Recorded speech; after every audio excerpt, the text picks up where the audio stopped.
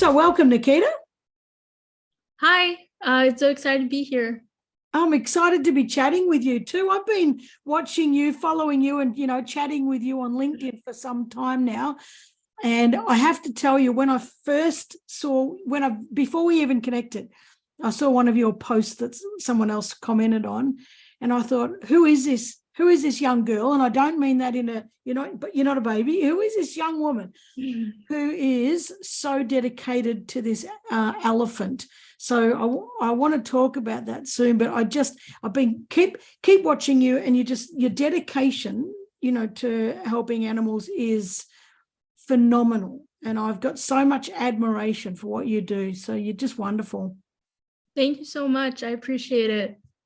Oh, you're amazing. And you know what? I think that there's not enough people out there fighting for animal causes. So it's pretty close to my heart. So I would love to share your story and what you're doing, with anybody who cares to listen. So let's talk about it. How's that sound? Yeah, great. How old are you first? I'm 17. 17. Now, you know what? I do a lot of get off the bench workshops, and the two things I hear is I'm too old, and at the other end of the scale, my daughter wants to do stuff, but I don't think she's old enough. So how old were you when you started really advocating loudly? So I started an initiative called Youth for Animals, just for young people to advocate about animals, but it was mostly on social media. So I started that in 2020. So I think I was like between 9th and 10th grade. And I started specifically advocating for Shankar, the elephant, last October. So I would have been around 16, and that's when it kind of really started to kickstart. But I don't really think there's any age where you're like too young to do anything. I think it's best when you're young. Yeah. So do I. I wrote a book called Magnificent Kids, and that was in 2014. And it showcased 23 kids from around the world who were changing the world, because I really wanted to show people that we've got to stop putting kids in a box where they're too young, they can't do stuff, they're not ready yet, you know what I mean? They haven't learned anything yet. And because I think young people are our future. And I think that we've got to trust them with our planet. We have to, because we haven't done a good enough job, and we have to trust the young people and empower them to make a difference in the world. So I'm with you 100%. Now tell us about Youth for Animals. So you just touched on it, a social media initiative, but tell us all about it. Yeah, sure. So I think it started basically during the pandemic. I was just feeling very confined and trapped in my house, just like everyone else. And I couldn't meet my friends, just feeling very isolated. And I think that experience allowed me to reflect on how animals feel in captivity, because they go through this every day, and that's for our entertainment, and for us to go to zoos and aquariums to just look at them. Like, I felt like it was sort of an art gallery, because I don't really feel like you learn anything despite what they say about its education purposes.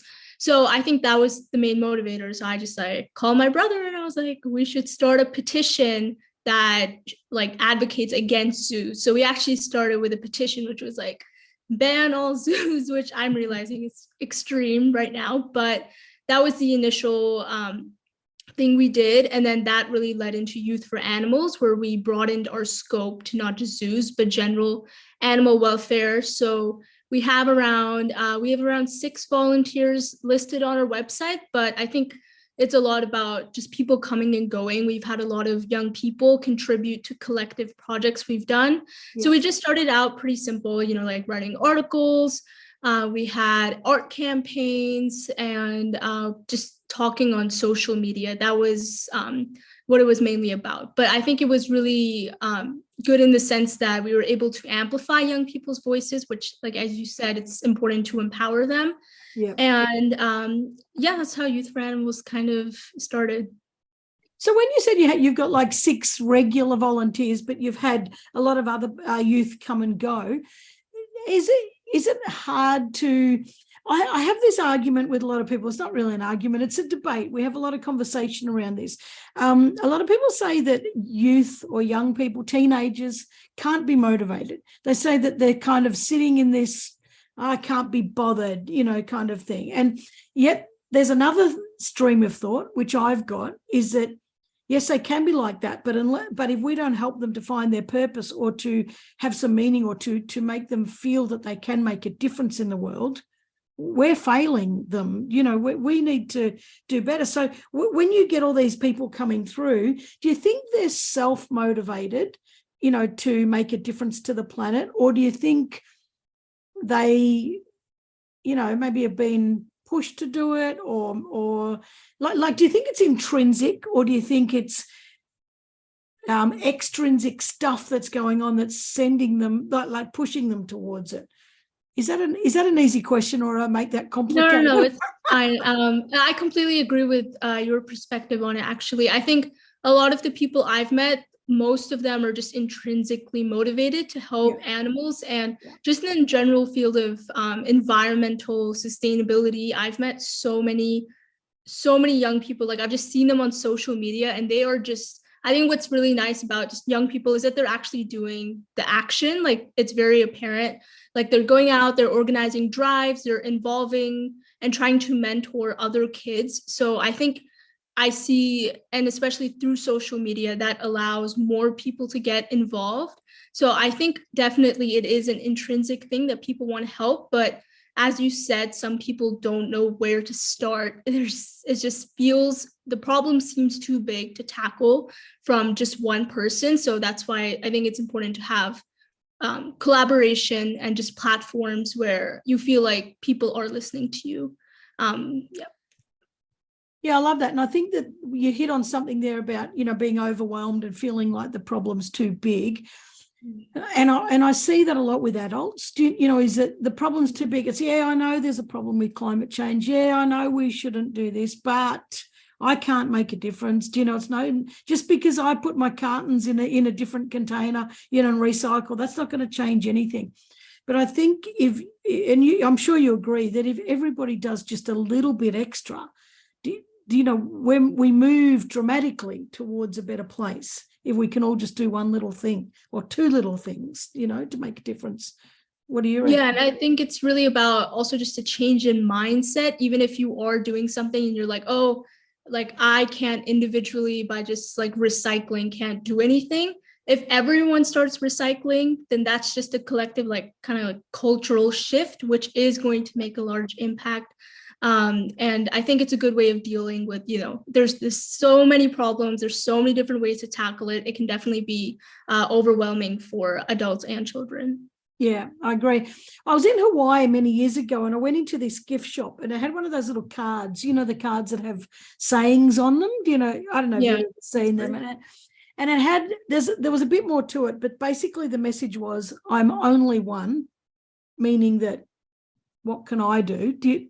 But I'm only one, but still I'm one, and that still I'm one means, like I'm still somebody. I still can make a difference. I still can do my thing. So I really would love to see people just think, I really can make a difference. So where did your drive for animals come from? Like when you're talking about intrinsic, that the people you say, is yours intrinsic, and at what age? Like, have you always been this kind of person from a really young age? I know you said about COVID, but what about younger? Were you always driven to make a difference or to love animals? Or I think so. I mean, I think my main passion for animals did begin during that period, but I think generally I've always been someone who I just like to, I don't want to say this. I like to be empathetic towards people who couldn't speak, because when I was young, I was actually very quiet, and I felt like often that allowed me just to empathize with other things. I mean, animals who can't speak, and people often say, an animal doesn't have a voice, but I don't think that justifies us treating them any less than we are. So I think just me being a quiet person and me trying to be very aware about others' feelings and suffering, since animals suffer just like we do, and just that collective like social experience, I think that just lended me to become more interested in animals. But yeah, I would say my main like activism really started to develop with Youth for Animals. Yeah. Well, and it's interesting, isn't it, that, you know, 2 weeks ago I had Kate Parker on, and she does work for Sea Shepherd, you know, and she's also just started a thing, Daughters of the Deep. And she said for her she started watching some animal activism videos, like I can't think which one she said, but you know, there's a real, and they're full on, right? They really show you the horrible stuff. And she said she watched them, and then she thought, why don't I know this stuff? Why didn't I know this stuff before? And I think with animals, or not just animals, you know, the women in Iran, you know, we've got all sorts of things going on all around the world where people and animals or other beings are suppressed or oppressed, you know, and we keep it down. And unless it's under our nose, you know, or we go digging for the information, it's not for public viewing. You know, it doesn't just show up all the time and become a societal question about, should we do this? Should we not do that?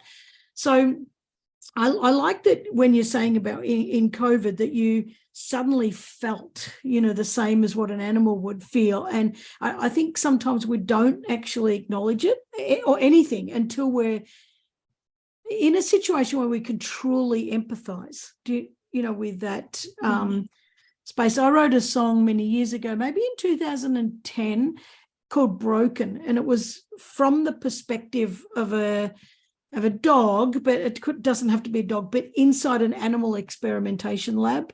Do you know, and what would that animal be feeling? And I think we forget, you said it, you know, that they feel the same as us, and they feel pain, they feel hurt. And it's not until we stop and think, why would we do that? What you know, we're not a superior species. Humans are not a superior species because we inflict so much cruelty. And why would we think that's okay? I don't understand it, you know, but anyway. I think like there's been like some research and like just discussion about the idea of speciesism is when you discriminate against another species on the basis that, oh, they're just another species, so we can treat them like this, and that, you know, lends to animal testing and just consuming and using animal products in general. So like for me, and just like for many people, when I went to a zoo, I was like, oh, it's normal, it's just like you can go and just have fun and the animals are enjoying it. But then you actually start to realize what's under the facade. And I think it really also talks about just expanding our moral circles to animals and realizing that we are not, you know, the center of the universe. They're also cohabitants of our planet, and they suffer the same as us and feel the same emotions. So I think that why can't we treat them with the same, you know, consideration? And I would recommend there's a book called Animal Liberation by Peter Singer, and it talks about this, why do we view animals as inferior? What is the innate bias towards them, and how we can sort of bridge that gap. So I think that was like a very enlightening sort of experience of reading it. Yeah. That book's very life-changing, actually, if anybody was to read it. Yeah, it's really good. So, you know, when you talk about zoos, there's a lot of people who say we need zoos because we need to keep the species alive through breeding and that kind of thing. What do you think about that? I don't think that's a valid argument. I'm pretty sure I've heard other experts talk about it, and they've mentioned that a majority of the money that the zoos receive does not go towards the conservation of the species. It just goes through, you know, public exhibition, and that just also it's just a question of why do they need to be publicly exhibited, because that's just the entertainment. You're just feeding into the entertainment value of animals and exploiting them for that. So I think that rescue centers, sanctuaries, those are more concerned with the conservation of animals. But I don't know, I'm not an expert on it specifically, but that is the, I guess, consensus I've heard other people say against zoos.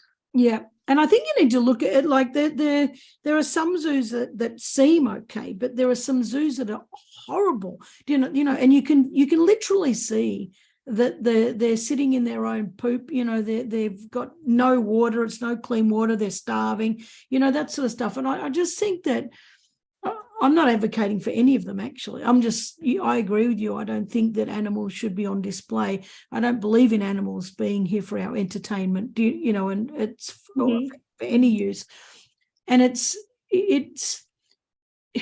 I always feel sorry for the elephants, in particular. And you've really targeted a campaign. So right now you live in India. And by the way, I've got to say this, I notice more activists coming from India than anywhere else. I don't know whether I'm just attuned to that, but I think India is absolutely showing the rest of the world, as far as young people go, that hey, we mean business and we're going to change, because I've seen more incredible activists come out of India than anywhere else. So I reckon India is doing something right. I think I really do. I think somehow India is giving young people a voice, and I'm rapt about that.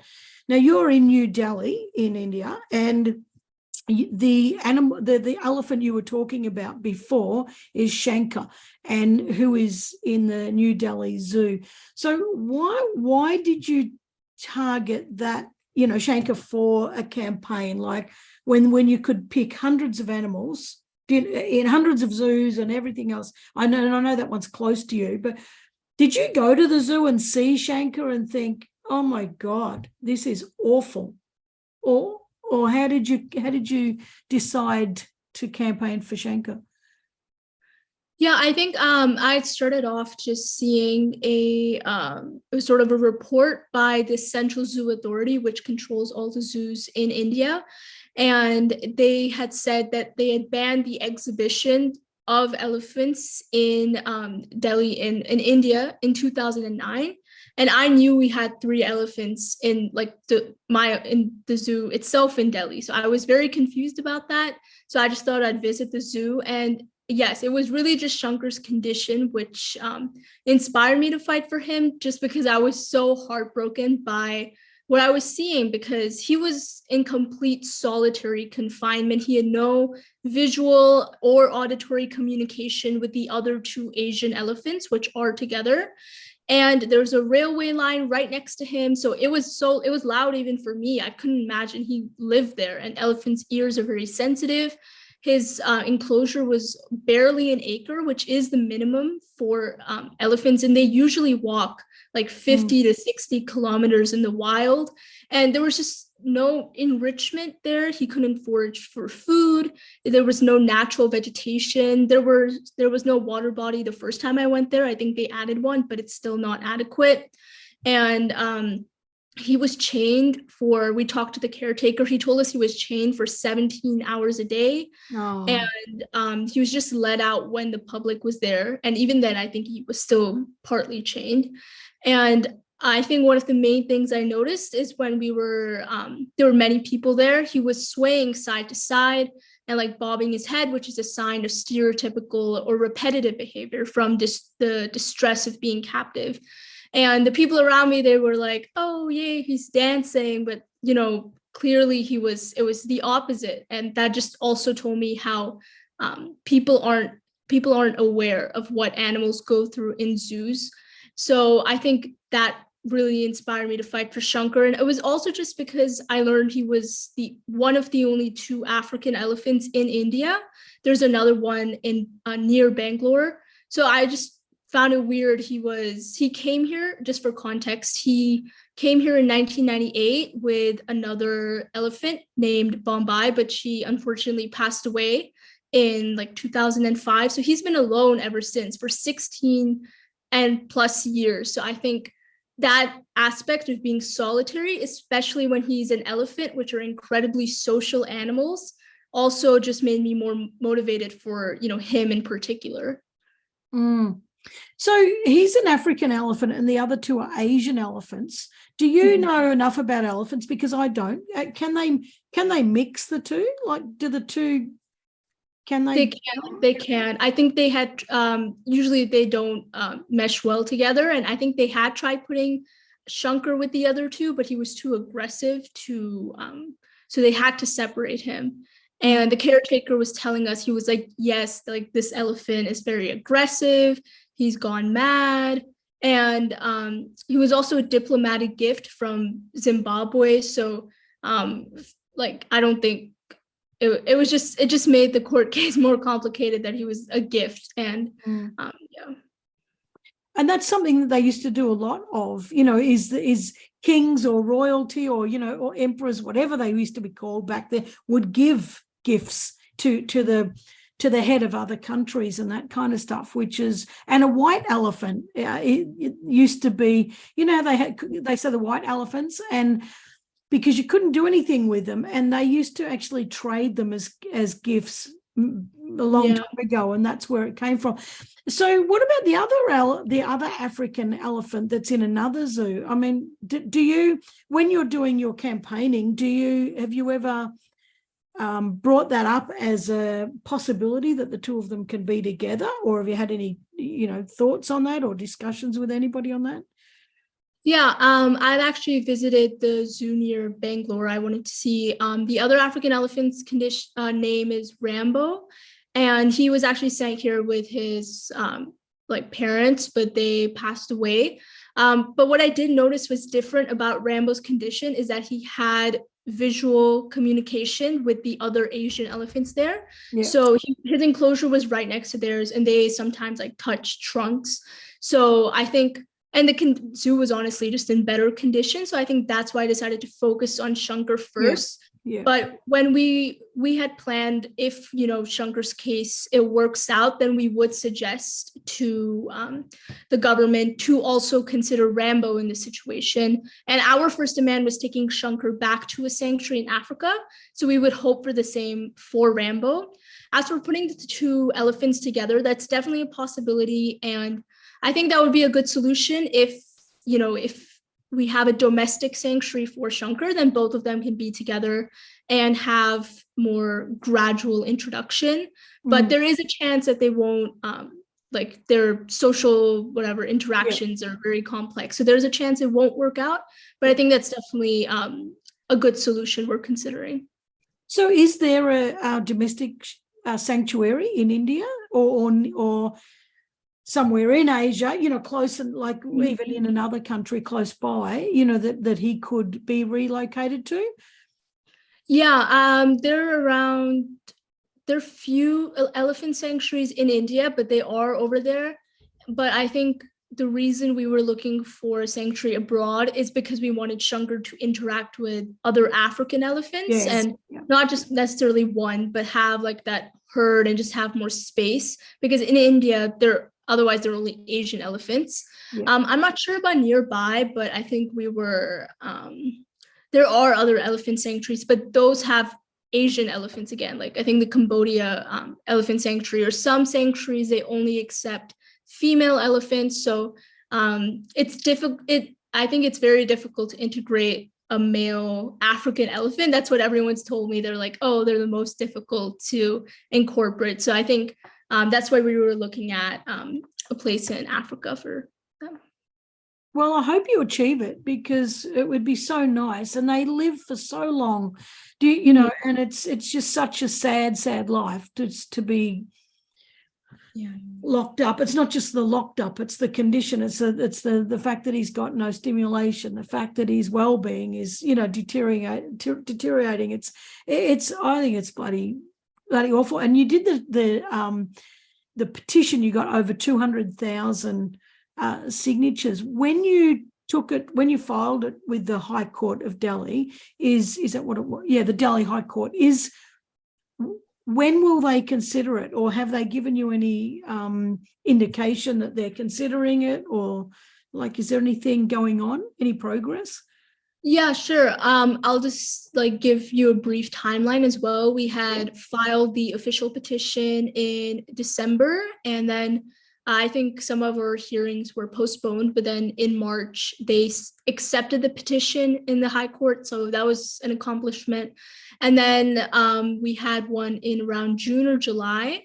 And the court had ordered the zoo to say you have to do a examination of Shankar, but we weren't satisfied with the report the zoo had provided because firstly, it was just a visual inspection of the elephant, and we don't think that gives adequate information about his mental health, especially.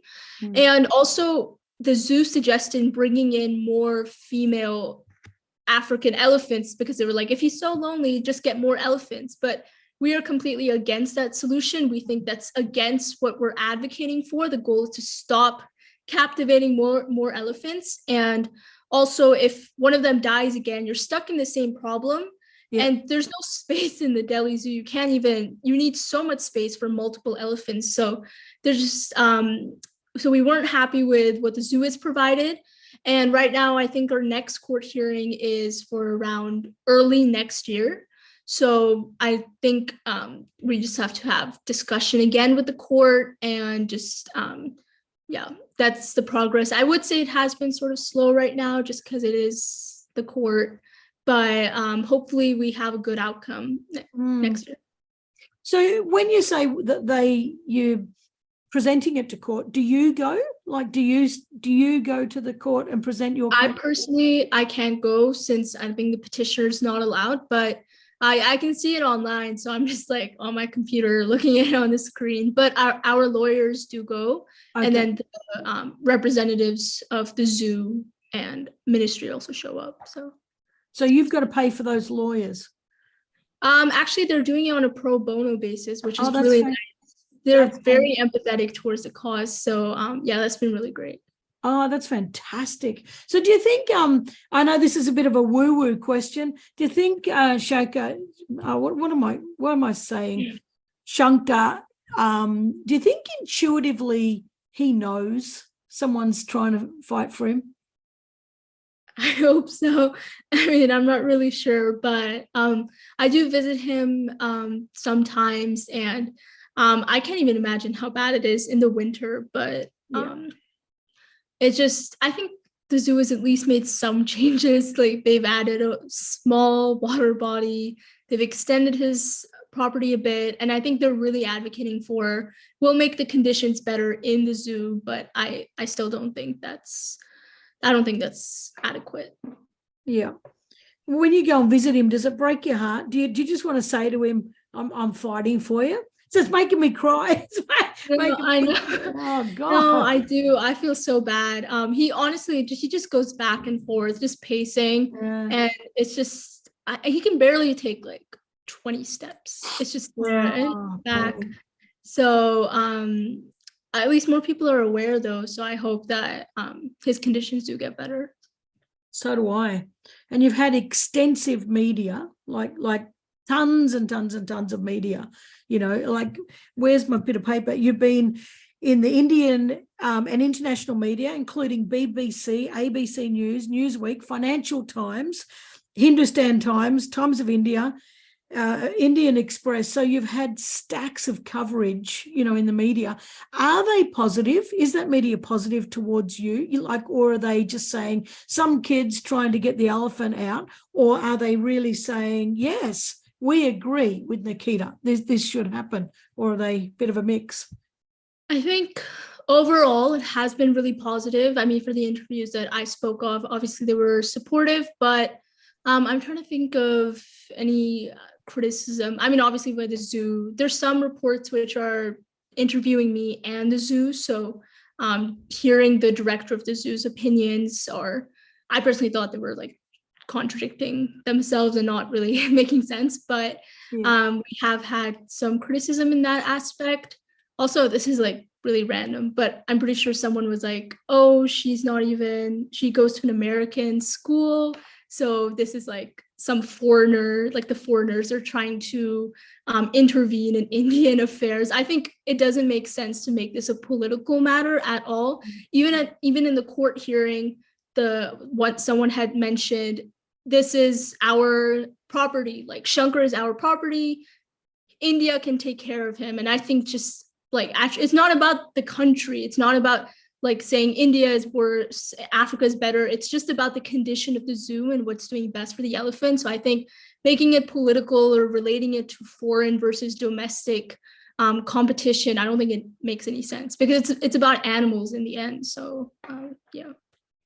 And it's about all animals. I mean, you may be focused on one animal, but if you keep focusing on it and you keep bringing it up and it keeps getting media coverage, it starts to raise questions about other animals. You know, people say, well, hang on, well, what about the tigers? They don't look very good either. What about the lions? They don't look very good either. Why are we keeping, you know, silverback apes, silverback, whatever they are? You know, why are we keeping them? You know, so it starts to, I think it starts to raise a lot of questions, and it starts to raise awareness for people to start thinking, wait a second, I don't think this is right. This isn't right. Why are we doing this? Do you have people telling you to give up? Yes, well, not give up, but I've had a lot of people say this is too much of an idealistic solution, hoping that he'll go back to Africa.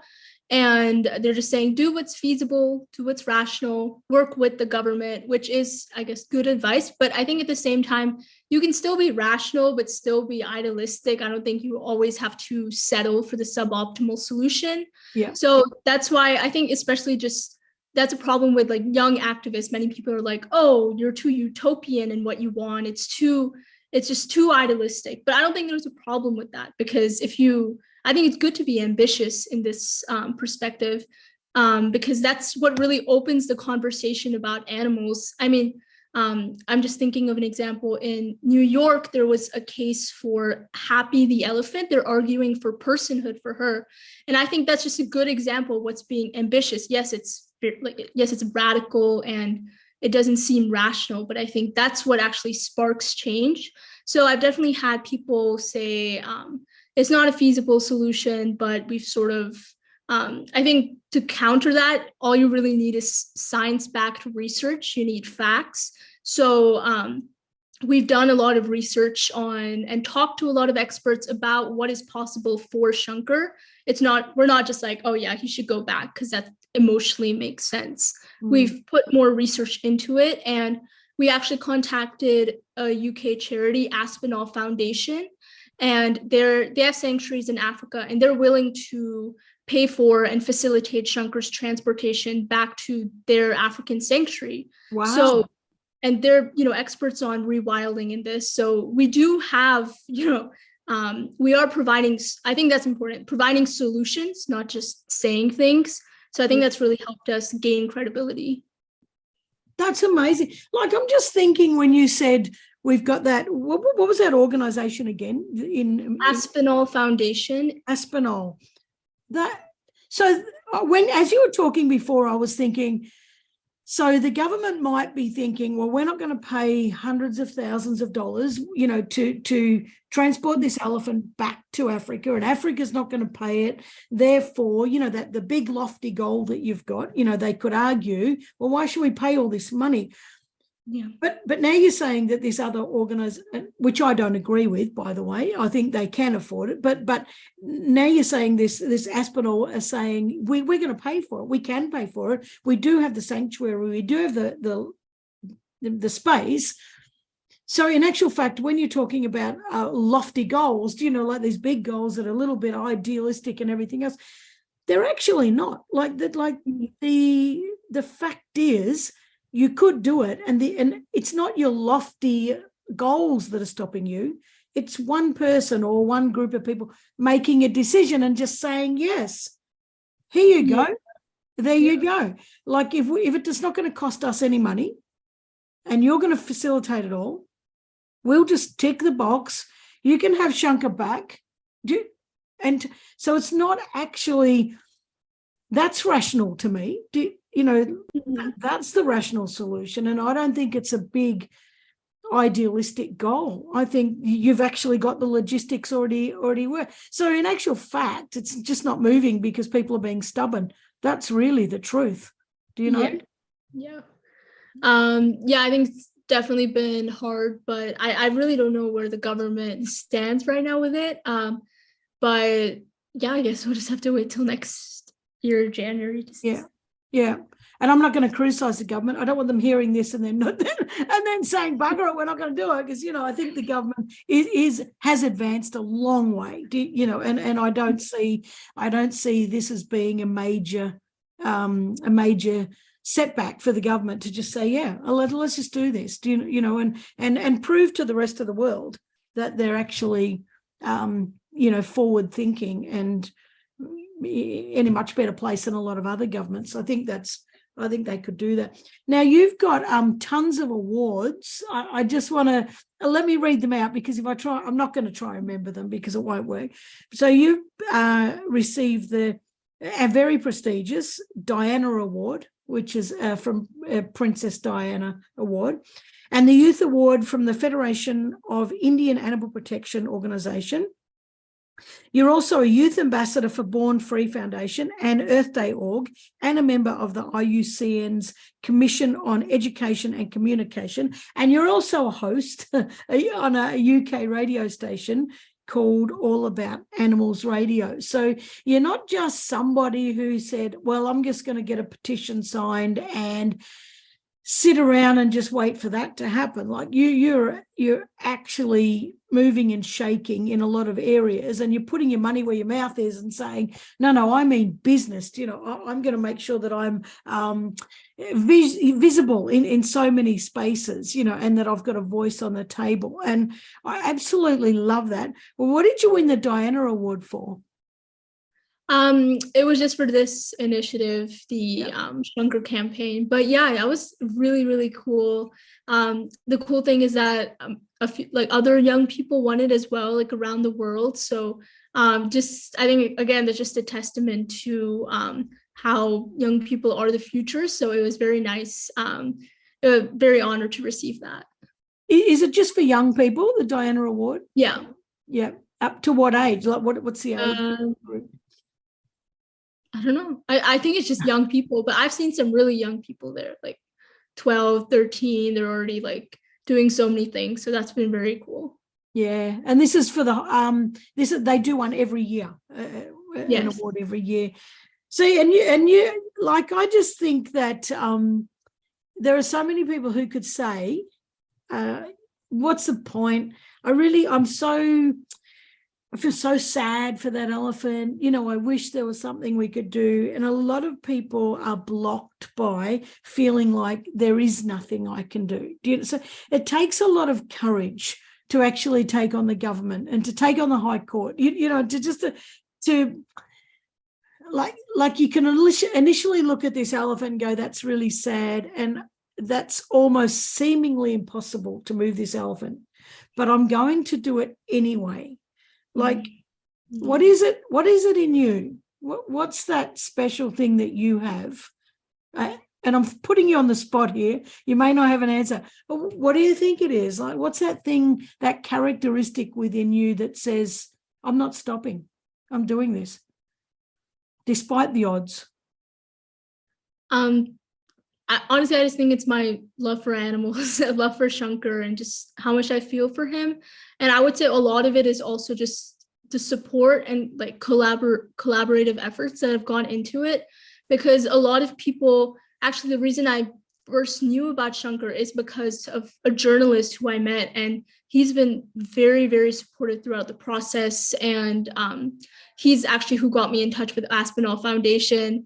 There are many other organizations which have provided, a support letter. So I think that amount of just support and mentorship that, Youth for Animals has received in the campaign has allowed us to continue being resilient, and also just not settling for suboptimal solutions, I think has been really important. So yeah. I hear what you're saying, and I think you're brushing it down a little bit, because you're sort of saying, "Oh, it's just my love for Shankar," and it just happened now. I don't agree. I think that this is an innate characteristic of yours, and perhaps it's empathy or integrity, resilience, courage. I don't think you just developed that when you suddenly saw this elephant. I think that you were born with it. I think that this is part of who you are. And it's what makes you stand up. I think. Thank you so much. I appreciate it a lot. I mean it, because I don't think you can just suddenly switch like that. I think that it's, even if you didn't act on it prior to this, it just sat within you. I don't think you can just suddenly get those things. I think Shankar has activated that stuff in you, just brought it to the surface, and off you've gone with it. But I deeply, deeply believe that it was sitting within you in the first place, all of those amazing things. It takes a lot of guts and a lot of grit, to keep pushing for something that it's probable that nothing will happen.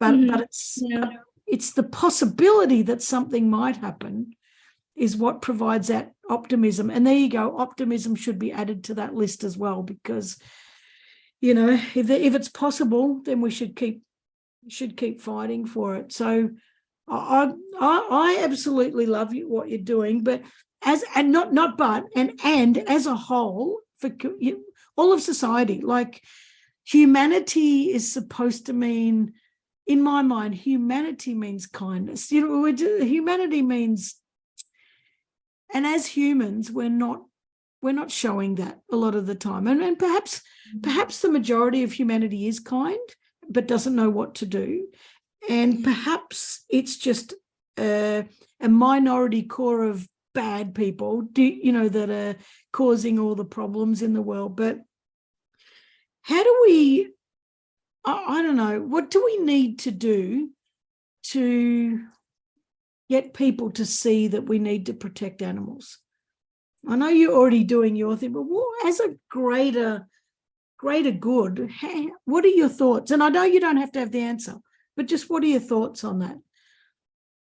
I think specifically just for animal welfare, what we need is better education on it at a young age, because right now in schools, we aren't educated about compassion and really what, like when we learn about animals, it's usually just an ecology book is just about one page about how they contribute in their environment, but it doesn't do justice to how important animals are, not only for our own sustainability, but also how we should treat them with compassion and empathy, and what it just means. Like you said, we have kindness, but it isn't necessarily fostered in school environments. So I think that aspect of education is really, really important. And it would also give people the knowledge and confidence to learn how to say no, like no to zoos, no to, seeing public exhibitions of animals, to painting on elephants, bathing elephants, those things which are masked as,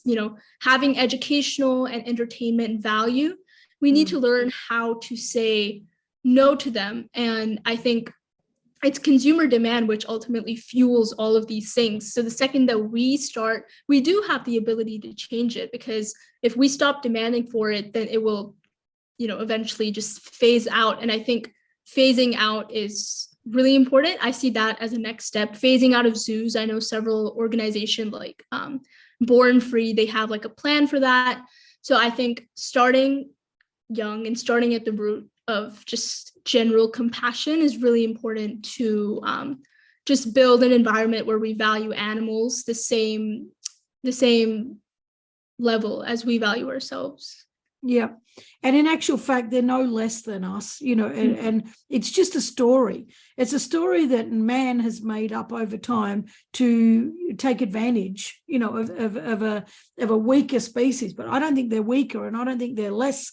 I think they're amazing. But when you're talking about phasing out too, we've already phased out in most countries animals out of circuses. It used to be the thing. You used to go and watch the monkeys ride on the elephants' backs, and that was really funny, and the lions jumping through hoops, and that was really funny, and everybody cheered, and the poor little dog, riding on the clown's bike, and that sort of stuff. And then eventually people said, that's not funny.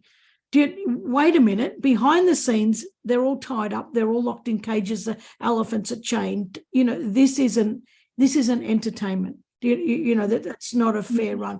And there was that elephant in Hawaii. There was a circus in Hawaii, and the elephant decided to attack the zookeeper, you know, the one that was constantly. And by the way, if anyone's listening, you need to do some research on this, because if you've ever heard of bull hooks, and bull hooks are, you know, big, like they're a length of steel with a hook on the end, and that the trainers are stabbing the elephants with them to beat them into submission. And the elephants that you're riding, you know, in Thailand and places like that, elephant rides, those are babies that have been stolen from their families, stolen from their herds, and they are beaten into submission with bull hooks and put in a wooden cage, and they are just beaten to a point where they have got no spirit left. So, you know, I think that I've seen that a lot of these elephant rides are starting to diminish a bit. You know, people are starting to question that, but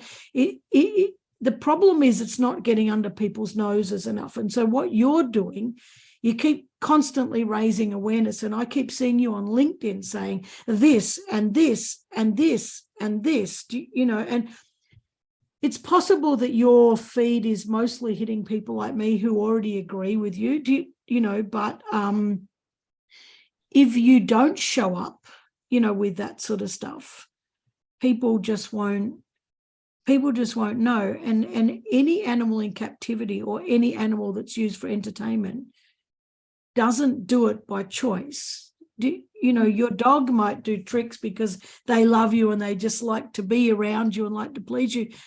Wild animals don't do tricks by choice. And, you know, if anything comes from this podcast, I would just love even one person or two people to go away and start to question that. You know, where do we get animals? Where do we get these baby elephants from? Do you know, where do they come from? Like, where are these lions coming from that are in zoos? Where did, you know, and even look at the numbers, you know, how much they've dwindled. And you hit on some, I'm going down a bit of a rave at the minute, but this is important to me. But you touched on it before too. We say, well, we've got bigger problems. We've got climate change. You know, we need to deal with that. I like bugger the animals. I mean, you know, they're too bad, because what people aren't connecting is that the animals that are disappearing from our ecosystem, and the dwindling numbers, all of that stuff is also contributing to climate change. Our Earth is out of balance. It's completely out of balance. And when that happens, Mother Nature goes out of balance. And so it's a very interconnected picture, isn't it? This whole. Yeah, I think 100%. I think people just underestimate the value of animals in our ecosystems, which is just, again, because the lack of education. When I learned about climate change, I've never learned about animals and the role of it. We've seen them more as just victims to the situation like them, rather than species that can actually help. And there's this research called Animating the Carbon Cycle, where it talks about how rewilding animals can actually help our carbon sequestration efforts. I know for specifically elephants, by them just having their natural behavior in the forest, by just trampling on smaller vegetation, they allow larger, and they're pruning the forest, they allow larger trees with more wood density. It gives them less competition for like space and light to actually grow and sequester more carbon. So they've seen a positive association with the number of elephants in the forest and the carbon that it actually captures. So I think, and that's for so many other keystone species. For whales, they capture like 33 tons of carbon dioxide in every year by just living. They don't do anything, they just capture it in their bodies. And also they said rewilding the Serengeti population, and I think it had offset a lot of carbon dioxide. There's just so much research on it. I would definitely recommend people checking it out on how rewilding and giving animals the opportunity to just engage in their wild behaviors will actually, like you said, set nature back into balance and just help our efforts.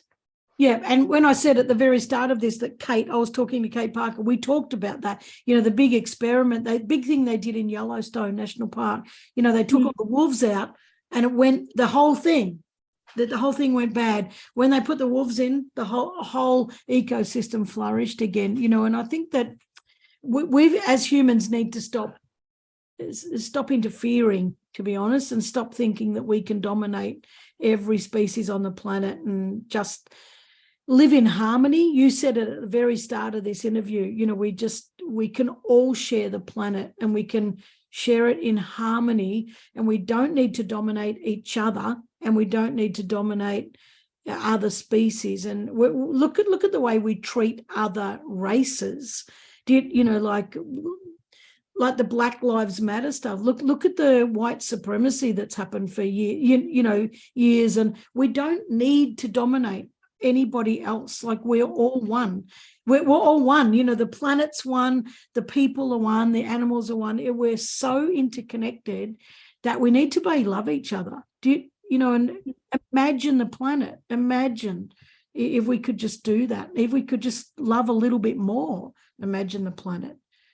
Mm-hmm. Yeah, it's just, again, the bias of the other when we see a group that's different to ours, then our initial feeling is just to suppress it, to want to dominate it. So completely agree with maintaining harmony.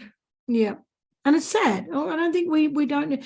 We call ourselves the most intelligent species on the planet, and yet we don't behave like the most intelligent species. And I think there's so much we can do, and I'm just so glad that people like you, are stepping up and doing something, rather than thinking this problem's way too big, I can't do anything, because we're better to do something than nothing, and God, I really hope you do it. I really hope that you achieve it. I really do. But even if you don't, and that's not my preferred outcome, but even if you don't, you will have raised a ton of awareness and potentially saved other animals in the future, or other species. And I think that nothing bad can come of what you're doing. So I absolutely admire what you're doing. Now, I have absolutely loved this conversation, and I would love people to follow you and support you, and go and really check out what you're doing and give you support, sign your petitions, do whatever they need to do to help you release Shankar, or at least improve his situation in some way, because he deserves it. So where can people find you and follow you? Yeah, so they can visit our website. It's just youthforanimals.org. We're on Twitter. It's just Youth for Animals. You can search it up and it will be there. And we're on Instagram and Facebook. So basically, you can find us anywhere. And our petition, it's linked on our website. It's a change.org petition. And if it's helpful, I can send the links as well for handles. Yep. No, I'll put all the links in the show notes so that people can do that. So when you said the petition, people can still sign the petition. It hasn't closed or anything like that. Still. What number would you need for the High Court to shift anything? Did they give you a number, or you just? They don't give a number, but I'm guessing just as much as can show that people are willing to support it.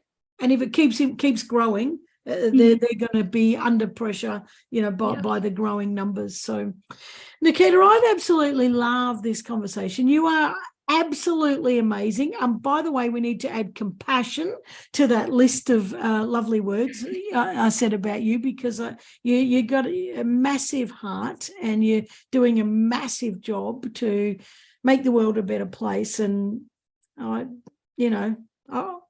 love it so much. So thank you so much for everything you're doing, and thank you for coming on here and sharing your story and your passion with everybody, and reminding people that we're never too young to make a difference. Thank you so much, and thank you for the work that you're doing. I was also looking at all the things you've done, and you're also very dedicated to just like social causes in general. So just a platform like this to allow other people to speak. I think it's very inspirational and also just brings people together. So yeah, thank you for this opportunity. Oh, my absolute pleasure. And thank you for the kind words. Lovely. All right. Well, thank you very much. And you go and enjoy the rest of it. It's only morning over there in New Delhi. It's my late afternoon. So go and enjoy your Sunday. And thank you very much for joining us. Lots of love to you. Great. Thank you. Have a nice Thank day. you. See ya. Ta-ra.